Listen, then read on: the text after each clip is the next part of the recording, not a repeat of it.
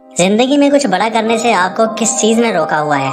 ऐसी कौन सी वजह है कि आप अपनी जिंदगी में अगला कदम उठाने में हिचकिचाहट का शिकार हैं? इन सब का जवाब एक है, आपका खौफ। आपका खौफ ही है जो आपको वो जिंदगी नहीं जीने दे रहा जो आप रात को सोते वक्त इमेजिन करते हैं। और ये खौफ एक नहीं बल्कि कई सारे हैं।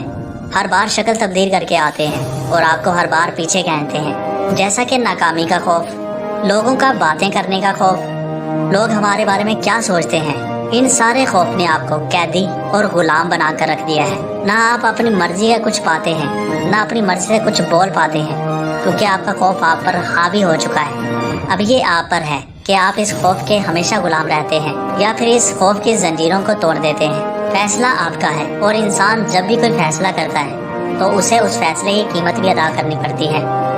अब ये आप पर है कि आप अपने डर के हमेशा कैदी रहते हैं और उस फैसले की कीमत सारी जिंदगी अदा करते हैं, या फिर अपने डर को डराते हो और कुछ अरसा तकलीफें उठाकर अपनी सारी जिंदगी शाहाना गुजारते हो। हमेशा याद रखना, अगर हम अपने आप को ये बात समझा दें कि हाँ मैं एक कामयाब इंसान बन सकता हूँ, तो ये इस बात पर यकीन कर लेगा। अपनी जिंदगी बदलने का फैसला आप ही ने करना है। कोई भी आपके लिए आपकी जिंदगी को नहीं बदलने वाला। ये जिंदगी भी आपकी है, फैसले भी आपके हैं और ये डर भी आपका है। कभी भी इस डर को अपनी जिंदगी को कंट्रोल करने की इजाजत मत दो, क्योंकि इसी डर ने आपको भी अब तक वो जिंदगी जीने नहीं दी जैसे आप चाहते थे। हो सकता है कि फिलवक्त ये डर छोटा हो, लेकिन वक्त के साथ साथ आपकी उम्र के साथ साथ ये डर भी बढ़ता चला जाएगा और आखिरकार ये डर आपको एक नाकारा और लूजर इंसान बनाकर छोड़ेगा।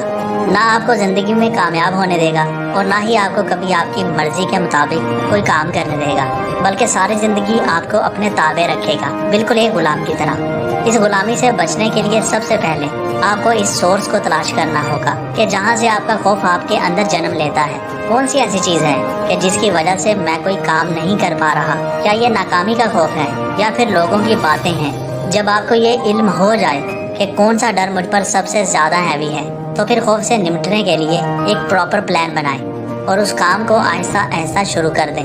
दूसरा स्टेप आपको ये लेना होगा कि अपने मनफी ख्यालात को चैलेंज करना होगा।